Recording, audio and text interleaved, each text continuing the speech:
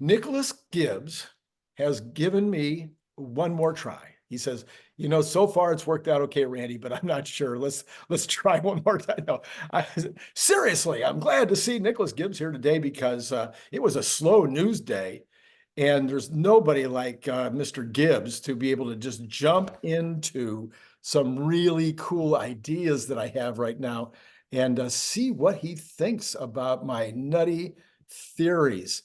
But let's start with his theories. I want to hear from him first. Mr. Gibbs, Yes, NVIDIA is sir. now the largest company by market cap in a tight three-way race. Everybody wants to know who's going to be the first one to 4 trillion, and you say,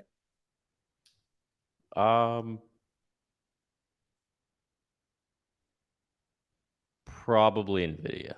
4 probably, trillion. yeah, Yeah. 4 trillion. Yeah.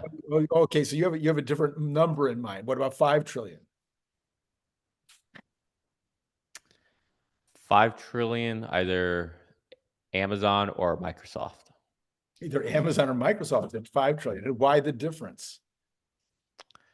I think Amazon has more revenue streams than Microsoft does. So it really just depends on which ones really start to dominate and the economy, right? If the economy starts to slow down too much, that could hurt the Amazon.com side of it. But anything that would, I think, spur demand or any kind of revenue for Microsoft, Amazon also has an arm that would benefit from that as well. And I think by that time, the I don't know, the hype around OpenAI will have diminished, Okay. and it'll come down to companies who are doing actual productivity, real AI projects. And I mean, I'm biased, obviously, but I think Amazon's a sleeper in this space. Okay. And then, so then if those three are the competitor, four now are competitors to get to 5 trillion, the first, you didn't pull out of the sky and bring into my question Tesla. You don't think that the 5 trillion mark, do you think these will be crossing the 5 trillion mark ahead of Tesla? I think there's a more than 50% chance that they would. Okay. But a 50% chance they wouldn't. Yeah, it really depends on. I'm Obviously this is a point in time opinion, but right now that's my opinion. We'll see what I say on 8-9 Yeah. after I learned some things and we see. It's you never know. As far as if you were asking me who's going to be the first $10 trillion company, unequivocally, I would say Tesla. Okay. All right. Interesting. All right. So we had a nice bump this week.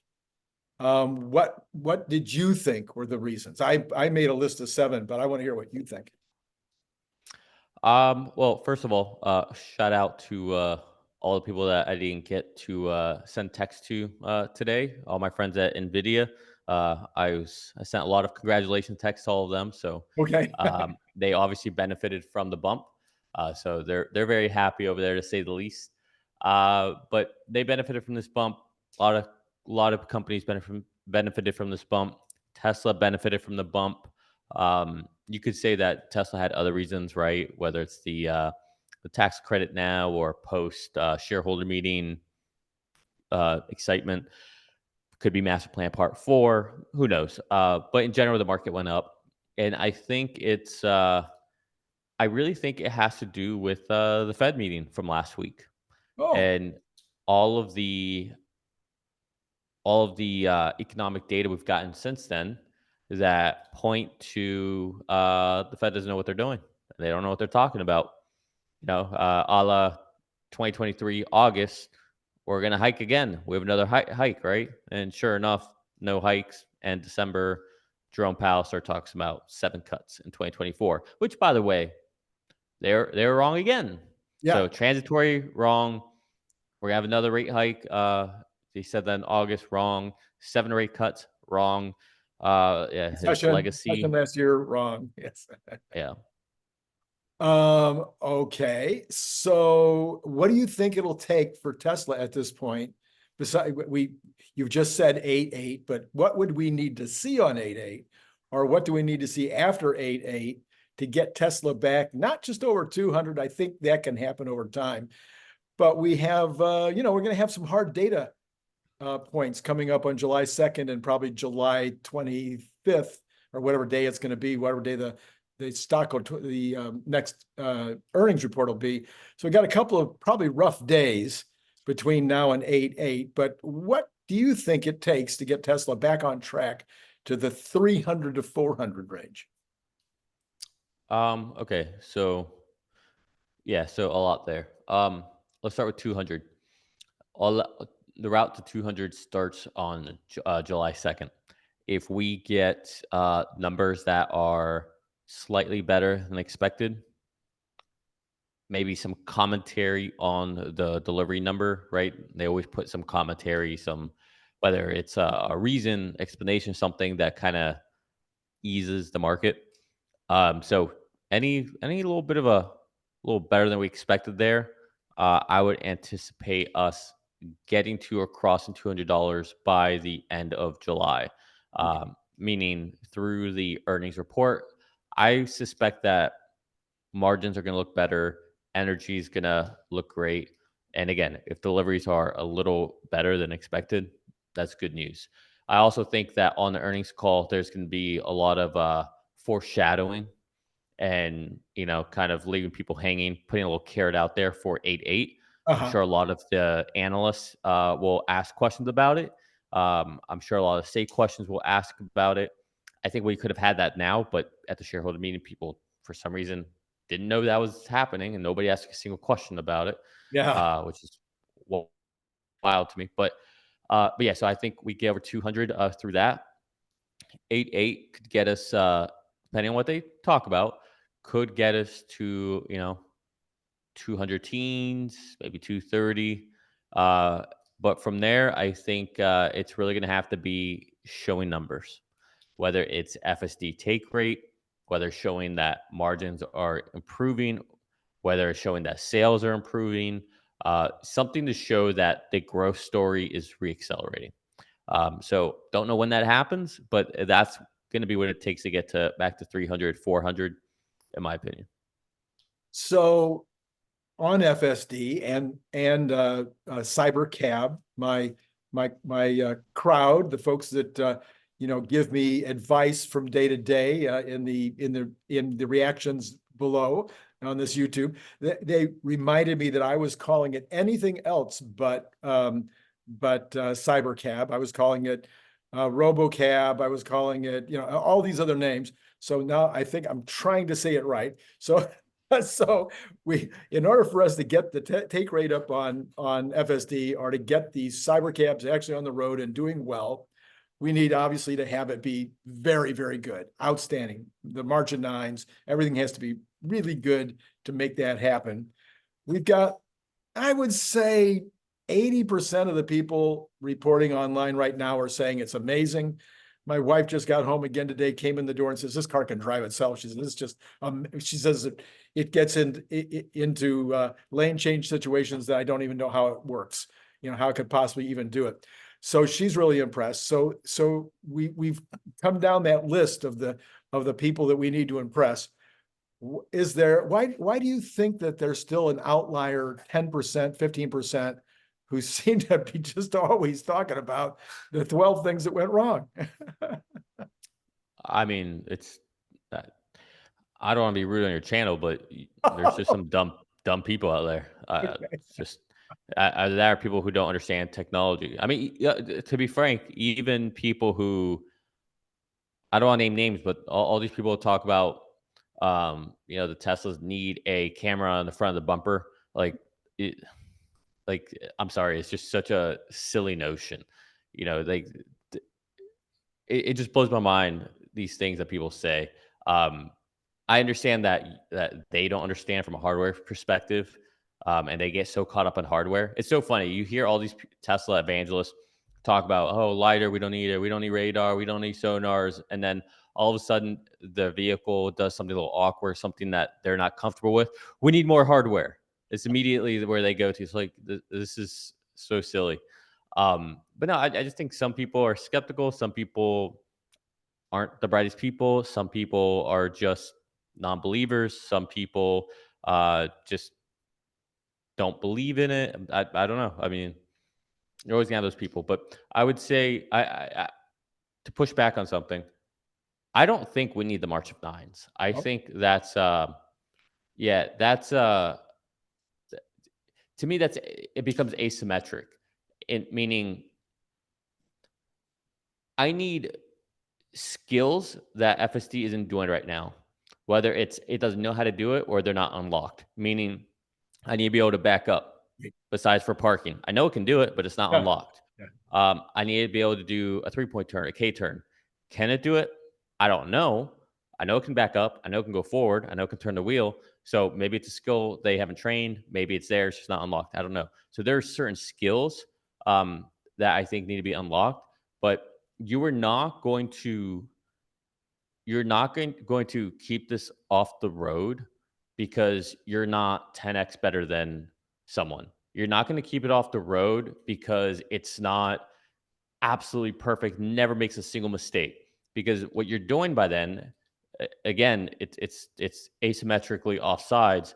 You're saying, well, it's not 10 times better than the human. So all those people that died because it's not 10 times better, like that makes sense, right? No, of course it doesn't, right? It just needs to be better than a human. It needs to be able to have all the skills, and it needs to, by nature of not being distracted is better than a human. Right, So right. it just needs to make sure it understands context, scenarios, and that it has the proper, tools in the toolbox. Right now, it doesn't. By choice, by design, through training, I don't know, but I would say that's what's needed. I saw a post earlier today on X that I might get the stat wrong, but roughly speaking, Waymo is 2.34 times better than regular drivers in terms of accidents that include injuries. So if Waymo is putting their stuff out there with only a little over double the capability in terms of accidents, shouldn't that be maybe the, I don't know, the bottom starting point at least? Yeah, I mean, I know Waymo released a report, a safety report or something. I haven't had a chance to read it, so I don't want to comment on it. But that's a very good point, right? I saw last week there was a thing about a Waymo ran into a telephone pole. You Right. know, again, like, w- are you going to keep Waymo off the road because it's not March of Nines 10x better than a human? Of Right. course not. It's still, to your point, assuming those stats are accurate from you and from Waymo, but assuming that it's clearly better and safer than humans. Mhm. Like I would rather have that than not. Like it's, I mean, this isn't even like the what's it called? Man, gosh, what's it called? Like the moral conundrum where it's like you have 10 people on a Oh, track yeah, and yeah, yeah, one yeah. person like, which way do you go? Okay, cool. Now that's your wife. Which one do you choose? Right. Right? It's like, well, sorry, 10 people. Right? It's not even like a morally Yes. questionable Right. problem like that. This is it's just very binary, Yeah. and the asymmetry on it is unreal. So yeah, you made my point. I'm long winded about it right now. Okay, but I like what you said. I think that this is, maybe you've said it before on your channel or other places, but I'm not sure that I've heard anybody else say that if it has all the skills, that's really the criteria we should be looking for. Can it do all the basic things that it needs to do for, again, maybe 99% of the driving situations it's going to be in? It may not need to have the skill to deal with a construction zone combined with a dead end, combined with a Buffalo crossing sign or something. There's like, how many times is it going to happen in one person's lifetime? Never. So I think that's new. Is that the first time you've said it, or is that, or have you heard others say it? Uh, no, I've only heard people disagree with me on this. Oh, see, well, I'm glad to be the first then Yeah. to say, hey, I think that makes sense.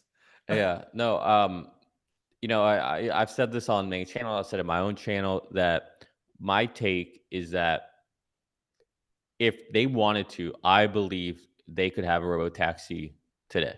Wow. Like if chips pushed to the middle, it was do or die for them. I think they could do it today. They may say, "Hey, no unprotected lefts." They might say, "Hey, if there's a construction zone, drop someone off outside the construction zone." They might, yeah, they might have to put some buffer around it, but I think it could be good to go now, right? But they're not working on it for that, right? They're Right. not trying to polish it to go out live right now. And so that's why we still have things that, we don't have actual smart summon, right? We don't have banish mode yet. I haven't seen it properly react to an ambulance or a fire truck or anything like that. School zones are hit or miss. Hmm. Um, Construction signs, or people in construction zones waving come or stop. It worked perfectly today. Yesterday for me, it didn't work. A guy was, kind of in a shadow, and it was hard to see a stop sign. Mhm. So there's a lot of like little skills like that, K turns, U turns, right? We've talked about that. So they're working on, again, general autonomy, but my point, it just seems, I don't know, it's a stone's throw away is the way I see it, Yeah. and we're right there. This is why I also don't. I know everybody's trying to keep people conservative Yeah. when it comes to 8.8, and I'm not claiming that I think they're gonna unveil a network, whatever, on that date. But with that said, I do think they point us in a tangential direction. Maybe they tell us a rough 6-month window when they think they'll launch the service.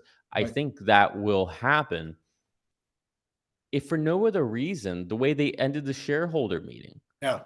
Like, Yeah. they didn't Yeah. have to do that. Right. Why else do that? Like, it's like, "Oh, well, it's because 8 just about the robo taxi unveil." Oh, really? Did she get into the robo taxi? Did she get into the cyber taxi? I Cyber don't think cab. so. The Cyber cyber cab. cab. That's it. Yeah, Right.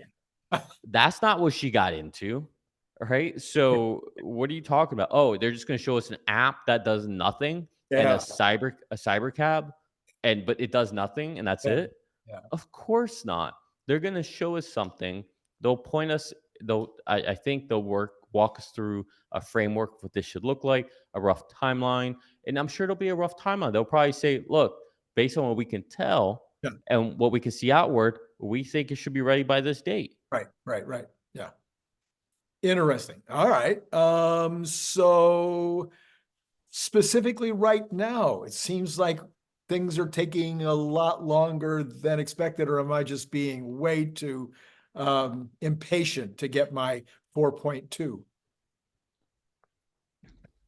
So, um, you're being impatient. Um, so, so it's not just a new version, right? This is a complete. It's like, have you ever built a house, Randy? Built? No, Yes. no. Not yourself, or have you ever had a house I've built? built parts to a house. I've built a carport. I've built a room, Okay. but not an entire So, house. so when you build a house from scratch, there's a process that is called, your punch list. And you Uh-huh. walk through the house, and normally they'll give you like some paint or tape, and you point every little imperfection, everything, whatever. It's not perfect. You're not going to move in. You're not going to accept delivery of this, right? Well, what they just did with 12.4, they essentially built a new house. They Mhm. retrained everything, new data sets. They changed a lot. They added a lot of new things. And so now they have to go through their punch list, right? And so the first person to walk through the house is their internal QA team. Once there's only so many of them, once they find those problems, Yeah. they fix them. Hopefully, they don't have to retrain a lot. Then they push it out to their internal testers. Okay, they do that, rinse, repeat. Then they go out to to us, to like Omar and Chuck Cook. It goes out to them. They do that testing. Then it comes back, right? And then once they do that, then okay, well, we've had all these people test it. We're not finding more errors. Now we have to go wider to find more problems, Right. right? And so that's the evolution. It's been the same evolution with every one of these, right? It's no different. So I think we get excited, especially when we hear like a 5, 10x improvement, Right. but we have to go through the punch list so that we can deliver a solid product that still won't be perfect, right? There's still going to be little quirks here and there, Sure. but they're enough where you're willing to move into it. Right. And they're enough where Tesla feels comfortable putting it out. So that's my take on it. Got it. All right. Well, people commonly say again, in the comments, people commonly say, well, I only watch you, Randy, because you encourage me so much. But after that, I'm encouraged. I'm now, I'm ready to go start looking to see if I have any quarters left in my couch that I can take down and put on. So that's very interesting. Glad we had that discussion. And now you've got somebody agreeing with you, so you should be glad too. It's about time. About time. All right, let's switch to the economy. So the market has been hitting new all-time highs, and then more new all-time highs, and then more all-time highs. And I've been saying now for at least a month, maybe. No, I've been saying it much longer than a month. I've probably been saying for over a month that we are way too extended, that almost any data that you take historical look at, we're way beyond. We've hit those numbers. We've passed those numbers. The PE ratios and the average, earnings compared to, anyway, take any data point you want, we're past those points. The counter to that, in my opinion, is, what people are expecting for earnings coming up here in a few weeks when the earnings start rolling out will justify the current prices. So, as a starting point, what do you think about that? And do you think we need a 5 or 10% correction? Even I've said, by the way, just so you know, I've said 5 or 10% correction, but we'll still end the year higher, partially because it's an election year, partially because when you have this much run up this far into the year, it usually ends up higher at the end of the year. I just feel like we need a 5 or 10% correction, and then we go higher. That's a good question. I think corrections are good, or pullbacks are good. They're healthy. You want those, right? But as far as, for instance, I think that if the market went down 5 or 10%, I don't think Tesla would. No, okay. Right? Because the market's really being propped up by a handful of names, right? I mean, if we're being like completely transparent here, it's probably Microsoft, Nvidia, and Apple at the moment. Right. They're the ones keeping the market up. And so I could see them having a big pullback, which would be reflecting all of the indices. So yeah, I could see that. The problem though with that, for Nvidia at least, is that Nvidia is actually getting cheaper Yeah. after Yeah. each time they report earnings. Right. So they might be safe. I think I think Apple's in trouble. Interesting. And I have no comment on Microsoft, but yeah, I think if anything, it'd be those three that would get kind of that pullback, and it would probably be more so people just trying to take some gains off the table. Yeah, well, that's what I'm thinking. I'm thinking it's just so stretched that people are going to go, you know what? Kind of like I had somebody call me about 10 years ago asking whether they should buy any Bitcoin. And I said, I don't know anything about it. I'm not going to give you a recommendation, but it looks like a Ponzi scheme to me. Well, that person today might, when it hit me, they might say, well, Randy, I should have bought it. But the reality is they wouldn't have ridden it all this way. I mean, the odds are they would have got, a 5 times or a 3 times or something like that and jumped out.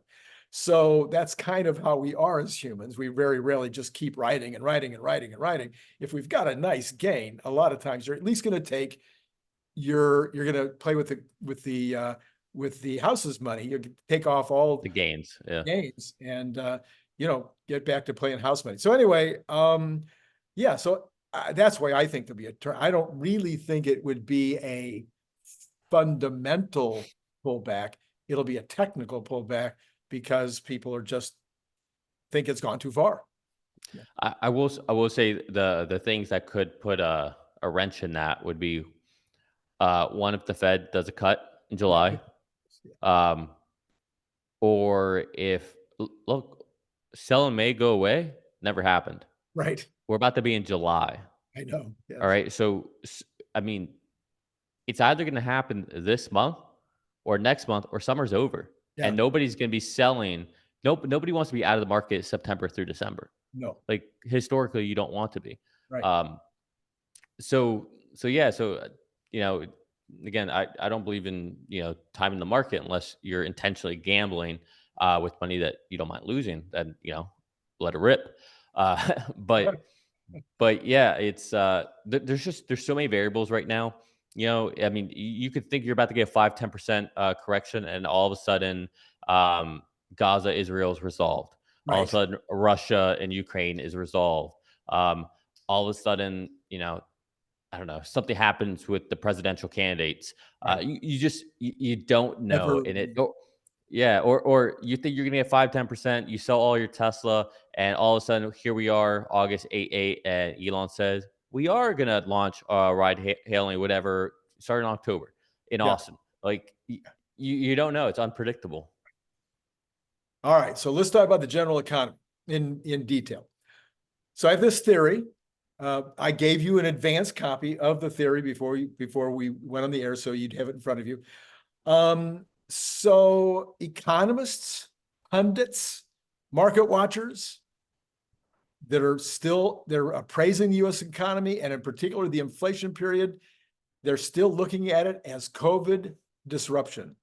Every article you read talks about, well, because of COVID, we're still in this. Only time I've ever heard the word normalized has been out of the Fed chair's mouth. And he said it a couple of times this last time. He said, this is normalized. This is normalized. I think he said the jobs were normalized. It's pretty funny because I think that's one that's not quite normalized yet, but very close. I think the disruption is virtually over, except for three overhangs. Durable goods are very slow to return. And that's because everybody bought all the refrigerators and microwaves they needed during the pandemic when they were short, when there was none available and they had plenty of money. They all scrambled for them. So those have not come back yet. And I thought they would come back last year, and they're not even coming back this year yet. Number two, labor. I thought, and the Fed thought, and a lot of people thought that the companies that had overhired, that had way more people than they needed, they even kept their job postings up when they didn't really need any more people, that would go away, and we would get a pretty significant amounts of layoffs of that extra group of folks. That has not happened yet. The fact that it hasn't happened yet makes me think that if it ever starts, it could really be pretty harsh. So that's the second one. And then number three, travel. The travel industry sees no slowdown. They're saying anyway, they're seeing none. But we have a lot of rich old folks that are traveling like crazy. Everybody thought that the travel thing was just going to be we finally get out of our homes, we can go travel. But it looks like it's just going to keep going. So those are the three that maybe are still in some kind of small transition, but they're pretty well close to over it, I think. So what do you think? Is it time to call off what do you want to call it? The COVID overhang, and start to think about the economy as normal and start to look at the numbers in terms of a normal economy? Okay, so lots of great points there. Um, let's start off, and let's live in a world for this conversation where we assume that the Fed is apolitical. Right. All right, so they act as if there is no politics involved. We know that's not the case, right? Everybody's human, but let's just assume that. So we're just looking at data. Right. We know two things for a fact. One, our interest payments to our debt are Crazy. getting crazier than we even expected. All right. We are now running at a run rate of 1.2 trillion for interest payment. We already exceeded our national defense spending. Right. And we have I forget the amount, but we have trillions upon trillions that are going to be that are going to come. So they're like balloon payments, right? So they have to Right. get refinanced at new rates, which is going to further amplify this. So the Fed's not going to raise rates. They can't. Like they literally can't. Okay. So we know that is a fact. We also know that that is the only lever that the Fed has to fight inflation. Yeah. And so if we know they can't raise rates, and we know inflation appears to be coming down, the economy seems to be slowing down, right? And we know that they have no other tool. And if they screw this up, for lack of a better word, they're effed. They Yeah. just are. Like we are. We all are.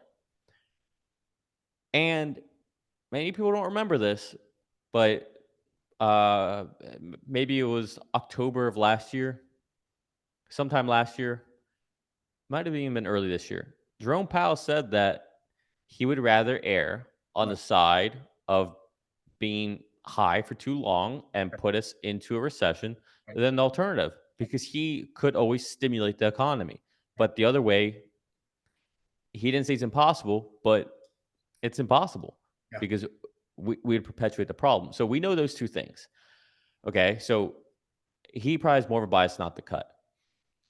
Now, I say that because just because they're not cutting doesn't mean that we haven't beat inflation. It doesn't mean that the economy hasn't slowed down. What it means is that he's okay with us going to a slowdown, recession, maybe even worse, right? Because who cares? At least I can recover from that. I can't do the other side. Right. Okay, so I bring that up because I'm of the opinion that there's a whole nother forcing mechanism that, you talk about the whole COVID thing. I think we've been done with that except for two instances. The first is the government. Um, and when I say that, I'm going to get a little political here. I mean, ever since Biden took over, the extra stimulus, that probably at this point has worked through the economy. But the problem is they are still in, trying to the reason they put that stimulus out was so they could be a check with Biden's name on it, right? They're trying to gain favor.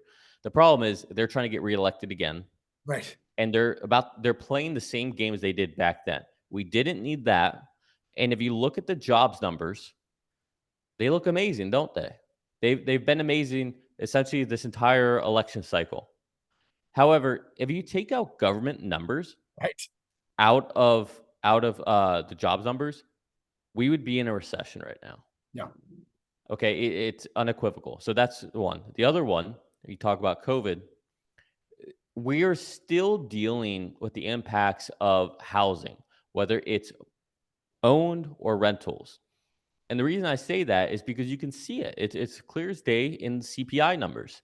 Now, I'm not saying that the CPI numbers are accurate in terms of today, but they are the metric that we use to determine inflation.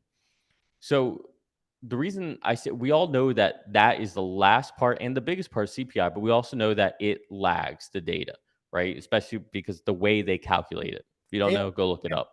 and not to interrupt you, but No, go. but importantly, the housing problem, the housing situation was unaffected by COVID. We didn't build any more or less houses because of COVID. We didn't sell or buy any fewer houses because of COVID. It was basically unaffected. It just is as bad or worse as it was because nobody's building. Yeah. Well, but we had inflation because of the COVID stimulus, right? Yes. And that led to rates going up. So now, so that's the part that really put things out of balance. Right. But so the reason I bring that up with the housing and shelter is because, again, the Fed is not stupid. The Fed knows this, what I'm about to tell you. If you were to take out shelter from the from the CPI, from the PCE, we've been under 2% for a long time. Okay, so inflation is dead as far as accelerating to these crazy numbers. Do we still have inflation? Yes. We want inflation. Inflation's good, right? If we don't have inflation, our economy stops. We have deflation, and that's really, really bad.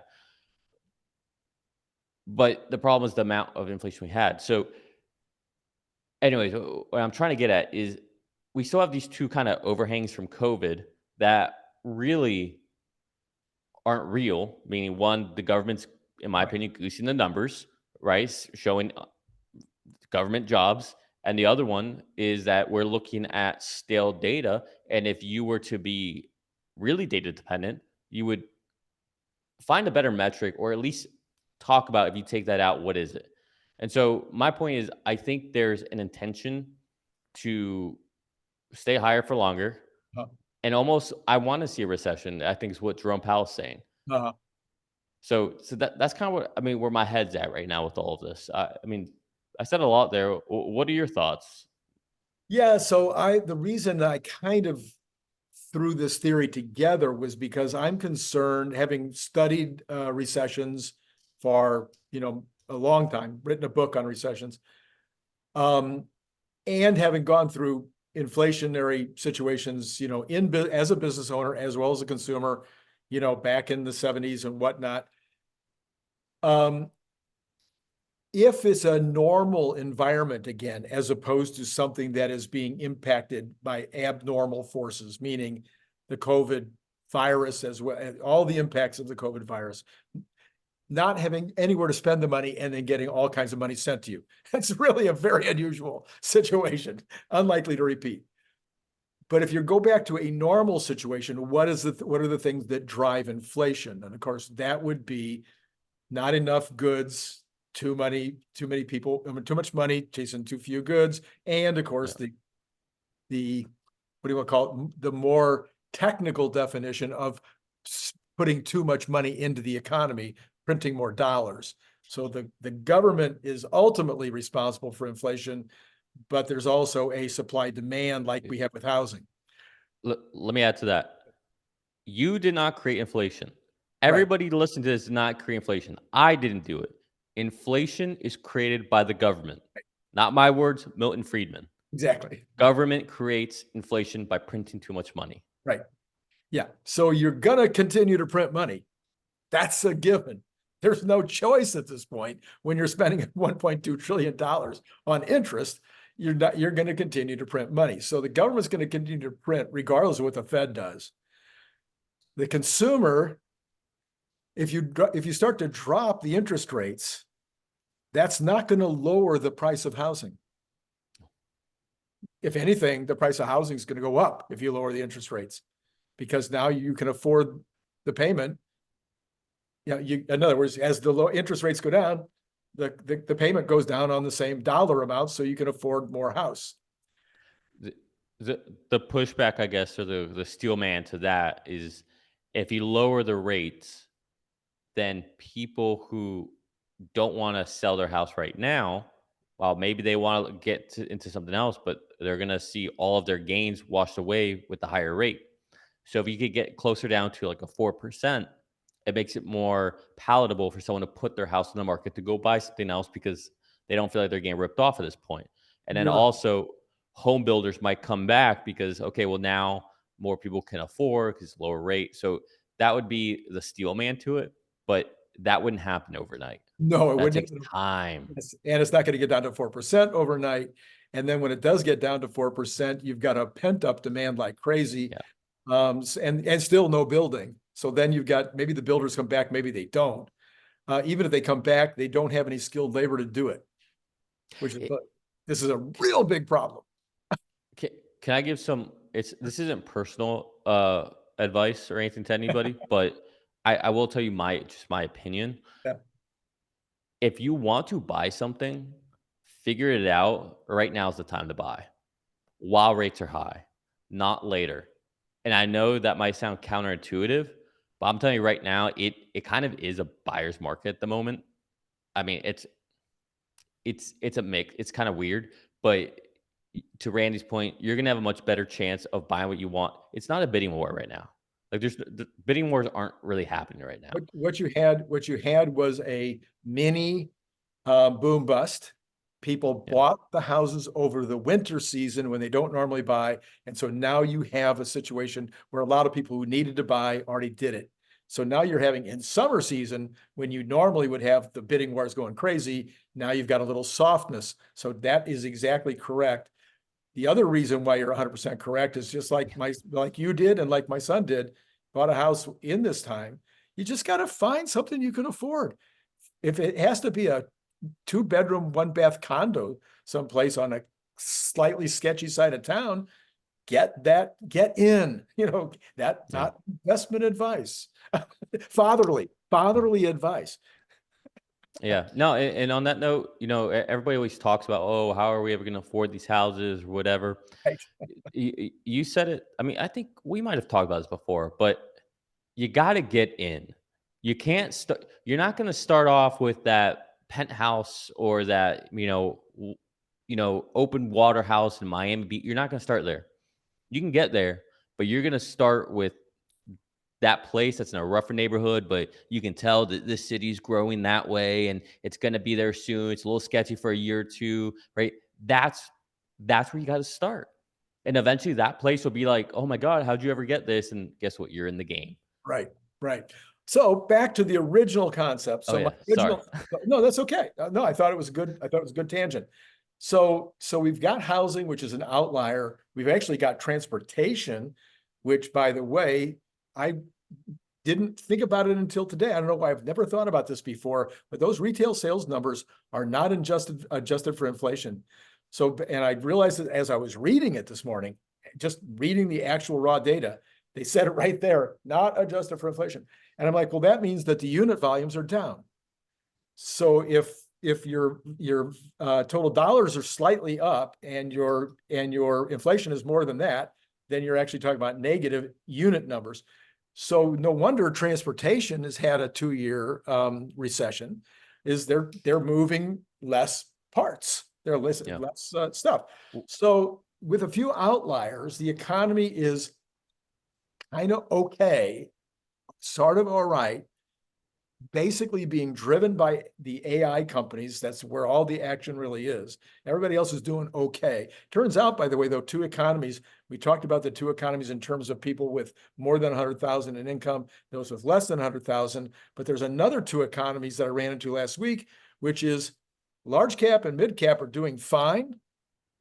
Oh yeah, but the small caps, 42% are losing money, and small businesses below that small cap, the small companies not doing well. So you've got that two economies also going on. So I'm just saying, if we go back to looking at the economy as a so-called normal economy, not a post-COVID economy, we might be able to look at those very moving pieces and say, okay, what do we do now, in order to address or in order to invest well?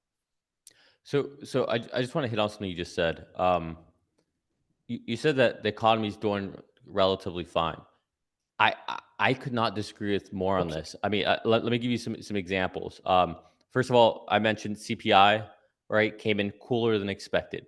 Then I think we had, what do we had? Pricer PPI. Did that come out on last Friday? Yes, Yeah, that came in cooler than expected.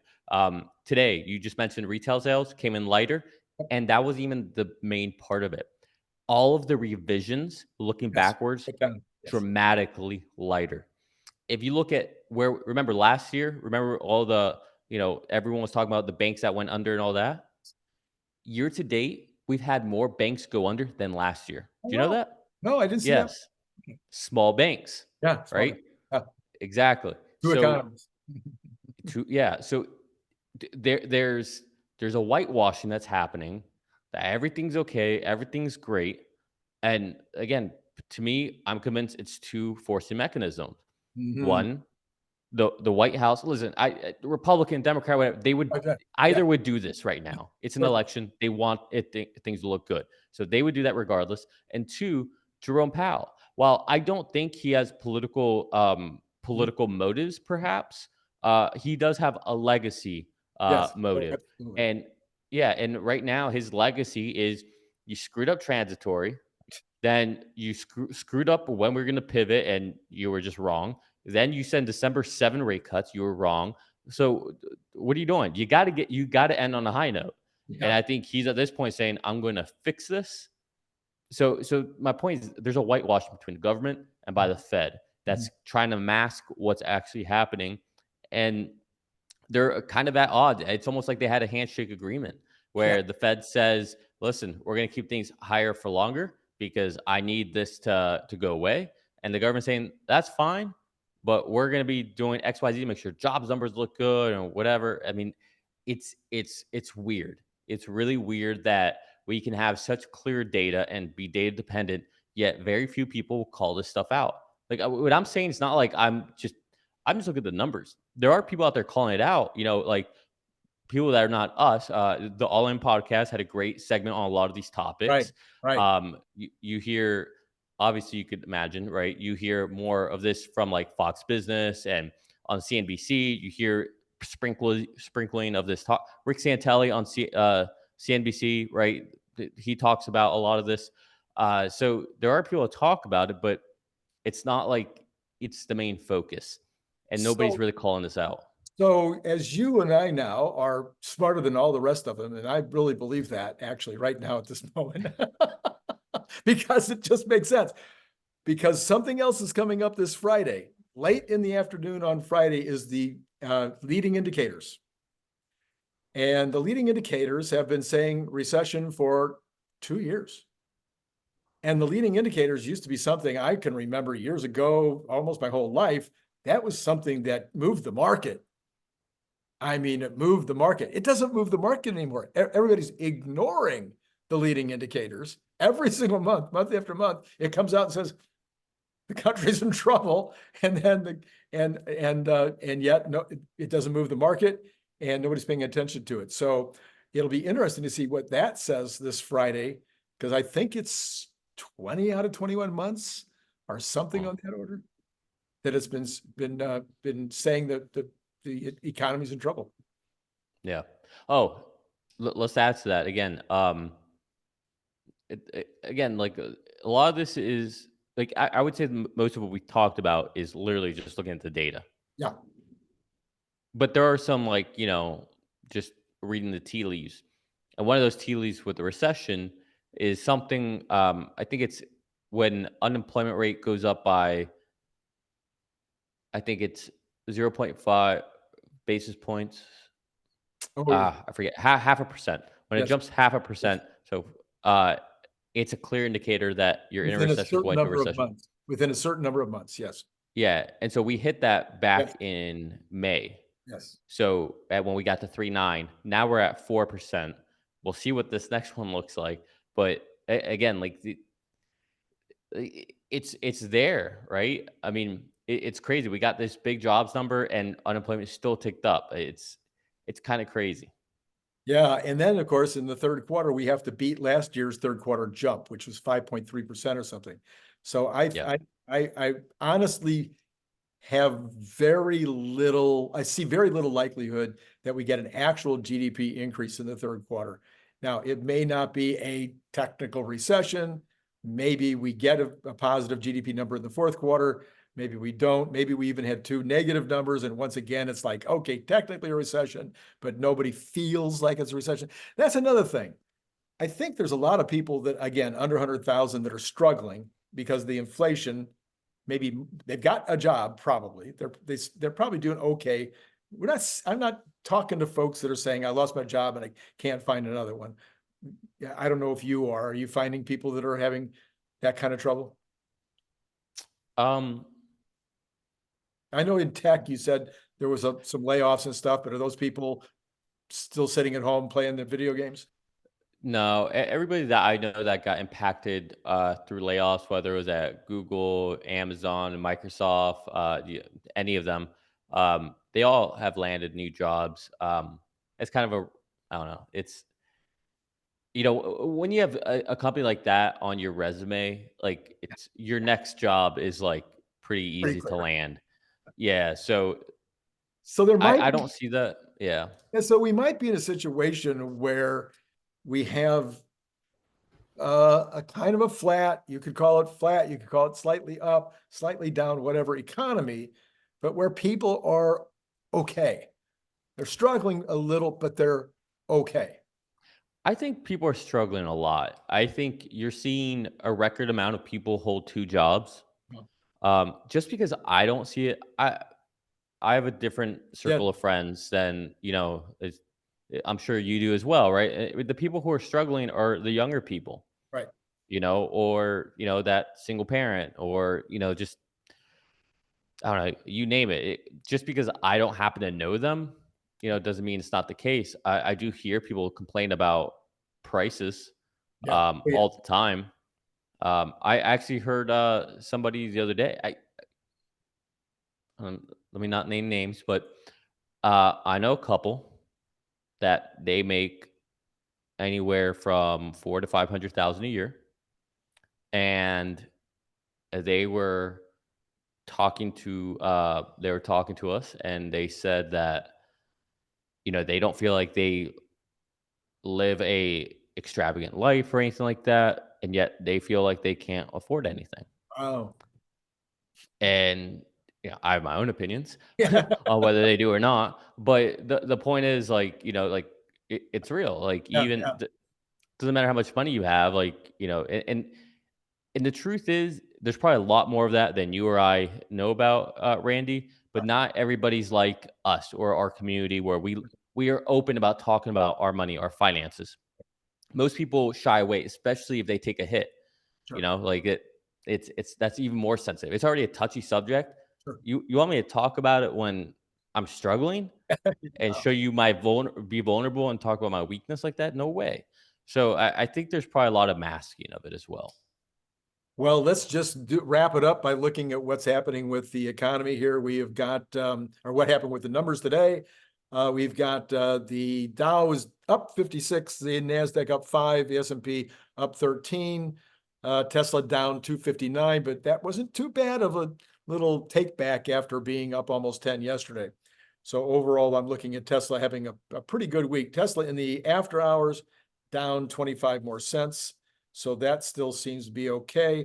I don't have a clue what I think will happen on Thursday to any of it, but we'll see. There's only one report out tomorrow, but quite a few coming on Thursday. Did you hear what any of the Fed speakers said today? There's like 5 I speeches today, and I I did I think there's seven. I think seven seven. total. Seven. No, I was pretty heads down today, Yeah. so I didn't have a chance. I haven't seen the Waymo report. I haven't listened to any of them. I was able to hear Elizabeth Warren rant that we need to spend more money. But other than that, Elizabeth. Oh my, don't get me started. Okay, so we've got the bonds. Now, interesting, they have a pre-market on the bonds, even though we have a day off tomorrow. That's weird. Shouldn't it be the pre-market tomorrow night? Okay, I don't know. Maybe I don't know. Maybe the bonds go through I don't know. Okay. I haven't paid attention to the past. The 10-year is down another 6 basis points in the pre-market. Maybe this is not the pre-market. Wait, 4.219? No, that's down, right? From today. let me see. Okay. You look at the bonds. I'm looking at the bonds. So the 10-year is at 4.219. Was that the close for today, or is that the pre-market? No, that's the close. That's as of Okay. 5 All right. p.m. 5 minutes. Okay, so there is no pre-market. Oh, 5 p.m. Uh, yep. 5 p.m. Eastern. Yep. Correct. Okay. Yeah. Sorry. So Correct. there's no pre-market. Okay. So the 10-year was down 6 basis points today to 4.219, which is really low.